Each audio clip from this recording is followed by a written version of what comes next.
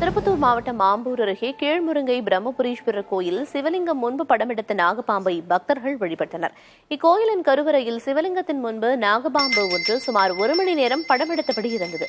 பின்னர் எந்த இடையூறும் செய்யாமல் கருவறையில் இருந்து வயல்வெளியை நோக்கி சென்றது.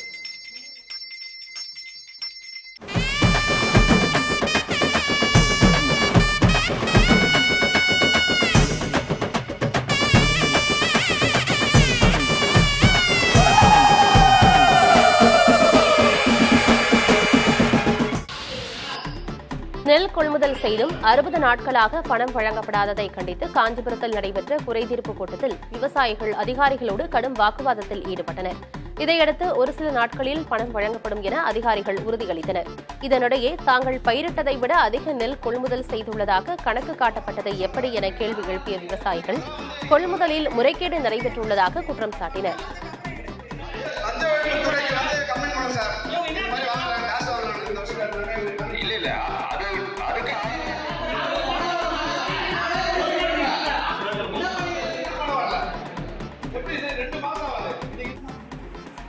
பத்தாம் வகுப்பு பொதுத் தேர்விலும் துணை பிரியாத இரட்டை சகோதரர்களின் மதிப்பெண் பலருக்கும் ஆச்சரியத்தை ஏற்படுத்தியுள்ளது.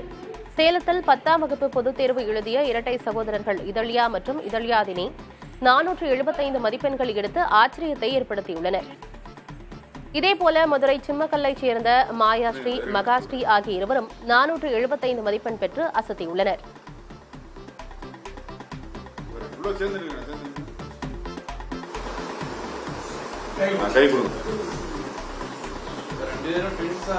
ஒரே மார்க் வாங்கிருக்கீங்க, அது எப்படி சேர்ந்து படிக்கல? திண்டுக்கல் மாவட்டம் குஜிலியம்பாறை அருகே டிராக்டர் கவிழ்ந்த விபத்தில் அதில் பயணித்த 15 வயது சிறுவன் உயிரிழந்தார். கொடைக்கானலைச் சேர்ந்த பாலசுப்ரமணி என்பவரது மகன் தமிழரசன் விடுமுறைக்காக மாமா வீட்டிற்கு வந்திருந்த போது இந்த துயரம் நிகழ்ந்துள்ளது. உடலை மீட்ட காவல்துறையினர் கூராய்விற்காக கரூர் அரசு மருத்துவமனைக்கு அனுப்பி வைத்தனர். கடந்த 3 நாட்களாக ராமேஸ்வரம், தங்கச்சிமடம், பாம்பன், உச்சிப்புலி சுற்று வட்டாரங்களில் BSNL இணைய சேவை முற்றிலும் முடங்கியுள்ளது. இதனால் சுற்றுலா பயணிகள் பண பரிவர்த்தனை செய்ய முடியாமலும் தகவல் தொடர்பின்றியும் அவதிப்படுகின்றனர். உள்ளூர் மக்களும் வணிகர்களும் வங்கி சேவைகள் மற்றும் சேவை மையங்களை அணுக முடியாமல் தவிக்கின்றனர்.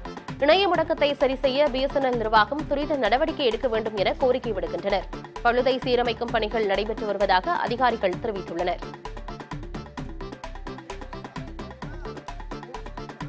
ஈரோடு மாவட்டம் கடம்பூர் மலைப்பகுதியில் பெய்த கனமழையின் காரணமாக கடம்பூர் அடுத்த ஜீவா நகரில் சாலையோர மரம் முறிந்து விழுந்தது.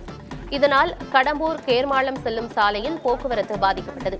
பேருந்தில் வந்த பயணிகள் சாலையில் கிடந்த மரங்களை அப்புறப்படுத்திய பிறகு சுமார் 2 மணி நேரம் கழித்து போக்குவரத்து சீரானது.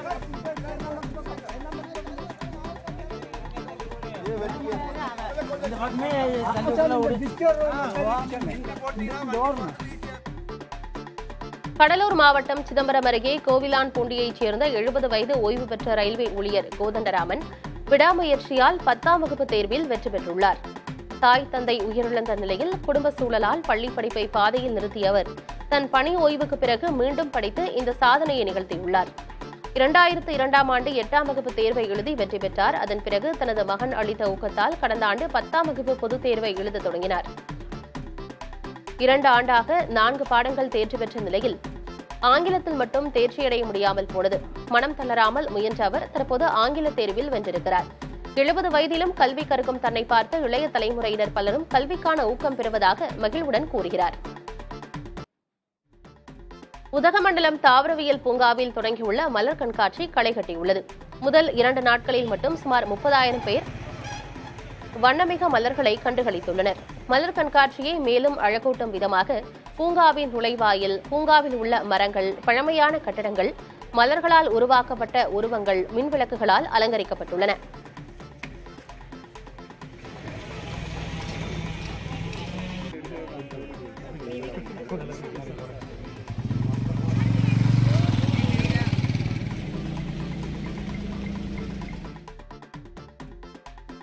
சென்னை தண்டையார்பேட்டையில் கஞ்சா விற்பனையில் ஈடுபட்டவர்களை தட்டி கேட்ட பெண்ணை அரிவாளால் தாக்கிய சம்பவம் அதிர்ச்சியை ஏற்படுத்தியுள்ளது. குமரன் நகர் 1வது தெருவைச் சேர்ந்த நிஷா என்ற பெண் எதிர்வீட்டில் வசிக்கும் தனது சித்தியின் குடும்பத்தினர் கஞ்சா விற்பனை செய்வதைக் கண்டு அவர்களை கண்டித்ததாக சொல்லப்படுகிறது. இதில் ஆத்திரமடைந்த சித்தி குடும்பத்தினர் நிஷாவை குண்டுகட்டாக தூக்கிச் சென்று முகத்தில் அரிவாளால் கீறியுள்ளனர். இதில் நிஷா படுகாயமடைந்த நிலையில் குற்றவாளிகளை கைது செய்யாததால் உயிருக்கு அச்சுறுத்தல் இருப்பதாக அவரது தாய் புகார் தெரிவித்துள்ளார்.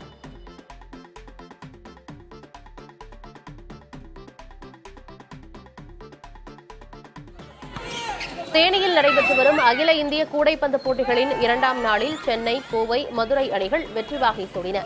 மதுரை ரேஸ் கோர்ஸை கோவை அணியும், கரூர் டெக் சிட்டியை மதுரை பெகாசிஸ் அணியும் வீழ்த்தின. சென்னை கஸ்டம்ஸ் அணி சென்னை VK ஜெயராமன் அணியையும், சென்னை விளையாட்டு விடுதி அணி தமிழ்நாடு காவல்துறை அணியையும் வென்றன.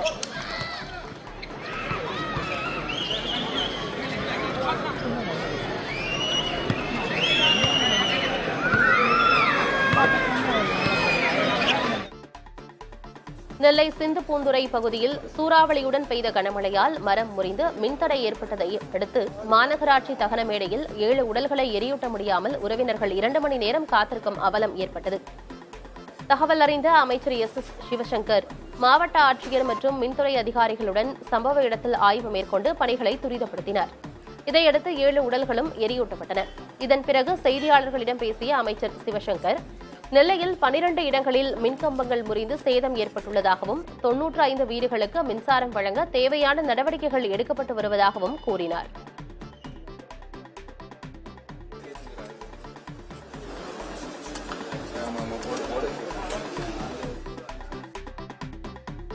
கிருஷ்ணகிரி மாவட்டம் வேப்பனஹள்ளி அருகே தொழிலாளி ஒருவரை காட்டு யானை தாக்கியதில் அவர் பலத்த காயமடைந்தார்.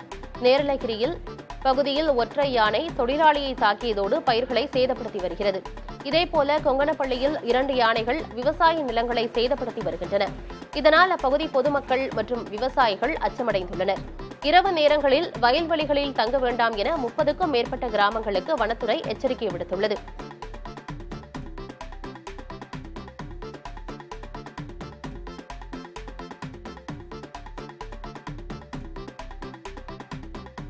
தஞ்சையை சேர்ந்த இளம்பெண் ஒருவர் கூழாங்கற்களில் அழகிய ஓவியங்களை வரைந்து அசத்தி வருகிறார்.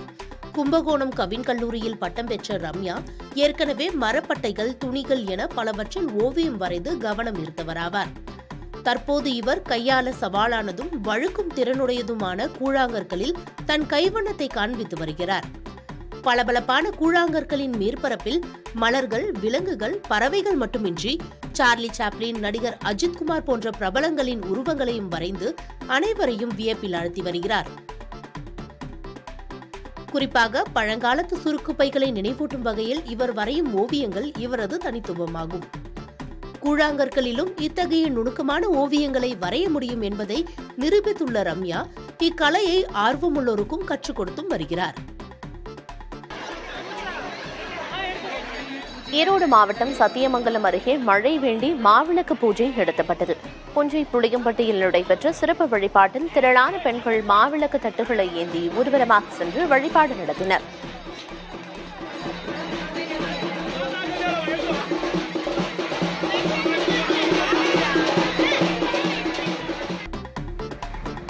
விழுப்புரம் அருகே அய்யன்கோவில்பட்டுவில் மேம்பால பணியில் தேசிய நெடுஞ்சாலையில் 3 கிலோமீட்டர் தூரத்துக்கு வாகனங்கள் அணிவகுத்து நின்றன.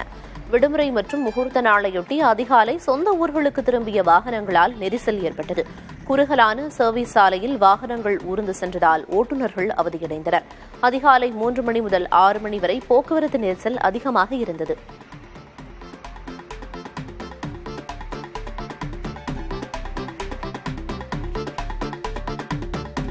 சென்னை புளியந்தோப்பில் 21 கிலோ வெள்ளிப் பொருட்களோடு தலைமறைவான வடமாநில ஊழியர்களை காவல்துறையினர் தேடி வருகின்றனர். புளியந்தோப்பில் வெள்ளிப்பட்டறை நடத்தி வரும் ராஜஸ்தானைச் சேர்ந்த சுரேஷ் என்பவரிடம் பணியாற்றி வந்த வடமாநில ஊழியர்கள் 4 பேர் 20 லட்சம் ரூபாய் மதிப்புள்ள 21 கிலோ வெள்ளிப் பொருட்களுடன் தலைமறைவாகியுள்ளனர். சுரேஷ் வெளியூர் சென்றிருந்த சமயத்தில் பட்டறையின் இரும்பு பெட்டியில் வைக்கப்பட்டிருந்த வெள்ளிப் பொருட்கள் காணாமல் போனதை அறிந்த அவர் பேசன் பிரிட்ஜ் காவல் நிலையத்தில் புகார் அளித்துள்ளார். முக்கிய குற்றவாளியான அர்ஜுன் தாஸ் என்பவர் வெள்ளிப்பட்டறை உரிமையாளர் சுரேஷிடம் சிறுக 12 லட்சம் ரூபாய் வரை கடன் வாங்கியிருந்ததாகவும் கூறப்படுகிறது. தருமபுரி மாவட்டம் பாலக்கோடு அருகே சிறுத்தை நடமாட்டம் இருப்பதால் பொதுமக்கள் அச்சமடைந்துள்ளனர். மலை உச்சியில் சிறுத்தை அமர்ந்திருக்கும் வீடியோ வைரலாக பரவி வருகிறது. சிறுத்தையை பிடிக்க கூண்டு வைக்க வேண்டும் என மக்கள் கோரிக்கை விடுத்துள்ளனர். இதையடுத்து தொடர்ந்து மலைப்பகுதியில் சிறுத்தை நடமாட்டத்தை கண்காணித்து வரும் வனத்துறையினர் இரவு நேரத்தில் வெளியே வர வேண்டாம் என்றும் கால்நடைகளை பாதுகாப்பாக வைக்க வேண்டும் எனவும் பொதுமக்களுக்கு எச்சரிக்கை விடுத்துள்ளனர். திருவண்ணாமலை மாவட்டம் செங்கம் அருகே கிருஷ்ணாபுரத்தில் உள்ள சுயம்பு மாரியம்மன் கோயிலில் வைகாசி மாத முதல் வெள்ளிக்கிழமையை முன்னிட்டு சிறப்பு வழிபாடுகள் நடைபெற்றன.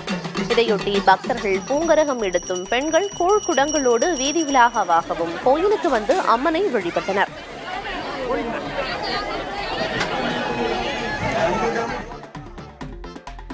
சேலம் மத்திய சிறை கைதிக்கு பிஸ்கெட்டுக்குள் கஞ்சாவை வைத்து கொடுக்க முயன்ற நபர் கையும் களவுமாக சிக்கினார்.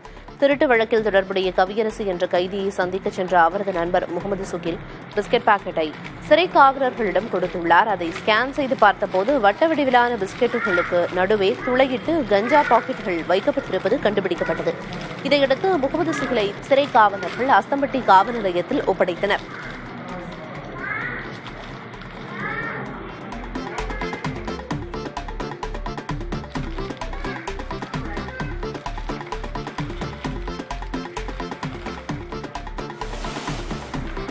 புதுச்சேரியில் சூறைக்காற்றுடன் பெய்த கனமழையால் பசுமை பந்தல்கள் சாய்ந்தன. பல்வேறு இடங்களில் மின்னல் தாக்கியதில் தென்னை மரங்களும் தீப்பற்றி எரிந்தன. புதுச்சேரியில் இரவு நேரத்தில் திடீரென சூறைக்காற்றுடன் சுமார் 1 மணி நேரத்திற்கு மேலாக கனமழை பெய்தது. வாகன ஓட்டிகள் வெப்பத்தை தணிப்பதற்காக சிக்னல்களில் அமைக்கப்பட்டிருந்த பசுமை பந்தல்கள் சாய்ந்தன. காரைக்கால் மாவட்டத்திலும் பல்வேறு பகுதிகளில் பலத்த காற்றுடன் கூடிய கனமழை பெய்தது.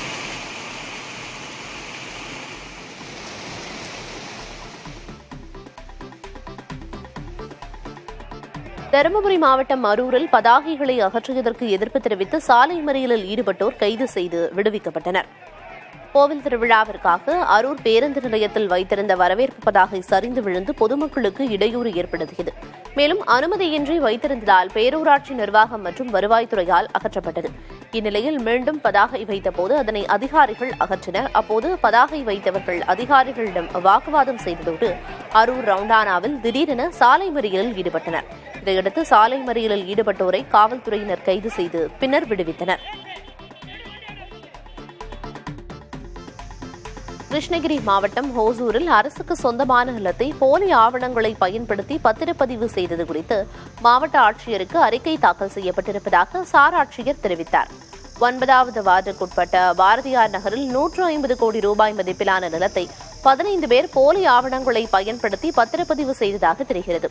சார் பதிவாளர் ஜெயசீலராணி பத்திரப்பதிவு செய்து கொடுத்ததாக புகார் எழுந்த நிலையில் விசாரணை நடப்பதாக சார் ஆட்சியர் பிரியங்கா தெரிவித்தார். தாம்பரத்தின் குரல் என்ற செயலி மூலம் பொதுமக்களிடமிருந்து பெறப்பட்ட 93 விழுக்காடு புகார்களுக்கு தீர்வு காணப்பட்டிருப்பதாக தெரிவிக்கப்பட்டுள்ளது. தாம்பரம் மாநகராட்சி பகுதிகளில் உள்ள மக்களின் புகார்களை பெற்று உரிய நடவடிக்கைகள் மேற்கொள்ள ஒருங்கிணைந்த கட்டளை மற்றும் கட்டுப்பாட்டு மையம் மாநகராட்சி அலுவலகத்தில் அமைக்கப்பட்டுள்ளது. இங்கு மொத்தம் பெறப்பட்ட 13,869 புகார்களில் 12,889 புகார்களுக்கு தீர்வு காணப்பட்டுள்ளது. மீதமுள்ள கோரிக்கைகளை நிவர்த்தி செய்யும் பணி நடந்து வருவதாக மாநகராட்சி தரப்பில் தெரிவிக்கப்பட்டுள்ளது. திண்டுக்கல் மாவட்டம் வேடச்சந்தூர் அருகே சாலையோர மரத்தில் ஆட்டோ மோதியதில் ஓட்டுநர் படுகாயமடைந்தார். புத்தூர் பகுதியில் இருந்து வடமதுரை நோக்கி வந்த ஆட்டோ கணவாய்ப்பட்டியில் ஓட்டுநரின் கட்டுப்பாட்டை இழந்து சாலையோர மரத்தில் மோதியது.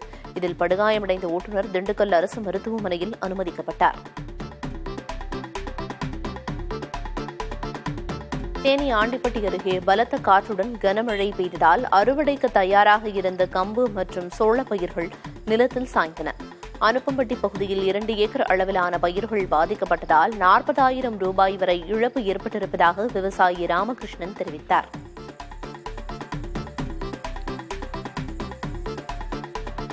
சென்னை மணலியில் உள்ள தனியார் உணவகம் முன்பு ஆட்டோக்களை நிறுத்தி ஆட்டோ ஓட்டுநர்கள் போராட்டத்தில் ஈடுபட்டதால் பரபரப்பு ஏற்பட்டது. ஆட்டோ ஓட்டுநர் சதீஷ் என்பவர் தனது மனைவி ராஜேஸ்வரியோடு சேர்த்து சம்பந்தப்பட்ட உணவகத்தில் பொங்கல் பார்சல் வாங்கி சாப்பிட்டுள்ளார். அப்போது பொங்கலில் உடைந்து கிடந்த சிறிய சங்கின் துகள்கள் ராஜேஸ்வரியின் வயிற்றுக்குள் சென்றது. இதனால் உடல்நலம் பாதிக்கப்பட்ட ராஜேஸ்வரி மருத்துவமனையில் அனுமதிக்கப்பட்டார். இதுகுறித்து உணவகத்தினரிடம் ஆட்டோ ஓட்டுநர் சதீஷ் முறையிட்ட போது அவர்கள் அலட்சியமாக பதிலளித்துள்ளனர். இதனால் பொறுமையிழந்த சதீஷ் மணலி காவல் நிலையத்தில் புகார் அளிக்க சென்றுள்ளார். ஆனால் காவல்துறையினர் புகாரை பெறாமல் சதீஷை வெளியேற்றியதாக கூறப்படுகிறது. இந்த நிலையில் உணவகத்தின் மீது நடவடிக்கை எடுக்க கோரி சக ஆட்டோ ஓட்டுநர்கள் தனியார் உணவகத்தின் முன்பாக 10க்கும் மேற்பட்ட ஆட்டோக்களை நிறுத்தி போராட்டத்தில் ஈடுபட்டனர்.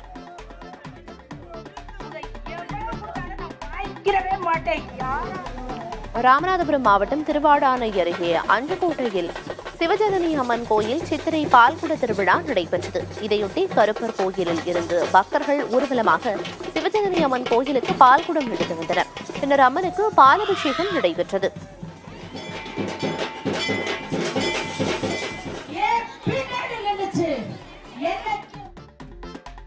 காஞ்சிபுரம் மாவட்டம் ஸ்ரீபெரும்புதூர் அருகே அரசு நேரடி நெல் கொள்முதல் நிலையத்தில் விவசாயிகள் விற்ற நெல் மூட்டைகளுக்கு பணம் வழங்கப்படாமல் இழுத்தடிக்கப்படுவதாக புகார் எழுந்துள்ளது. பிச்சிவாக்கம் ஊராட்சி பட்டமுடையார்குப்பம் கிராமத்தில் அரசு நேரடி நெல் கொள்முதல் நிலையம் செயல்படுகிறது. இங்கு 60க்கும் மேற்பட்ட விவசாயிகளிடமிருந்து தலா 50 மூட்டைகள் வீதம் அதிகாரிகள் கொள்முதல் செய்துள்ளனர். கடந்த மார்ச் 29ஆம் தேதி கொள்முதல் செய்யப்பட்ட நிலையில் 40 நாட்களை கடந்தும் பணம் வழங்கப்படவில்லை என விவசாயிகள் புகார் கூறுகின்றனர். இதன் காரணமாக அடுத்த போகம் நெற்பயிர் சாகுபடி செய்ய விதைகள் வாங்க முடியாமலும் வயலில் உழவு பணிகளை மேற்கொள்ள முடியாத நிலை ஏற்பட்டிருப்பதாகவும் விவசாயிகள் தெரிவிக்கின்றனர். இதுகுறித்து விளக்கமளித்த வேளாண்மை துறை மண்டல மேலாளர் வரும் 25ஆம் தேதிக்குள் விவசாயிகளின் வங்கிக் கணக்குகளுக்கு பணம் செலுத்தப்படும் என தெரிவித்துள்ளார்.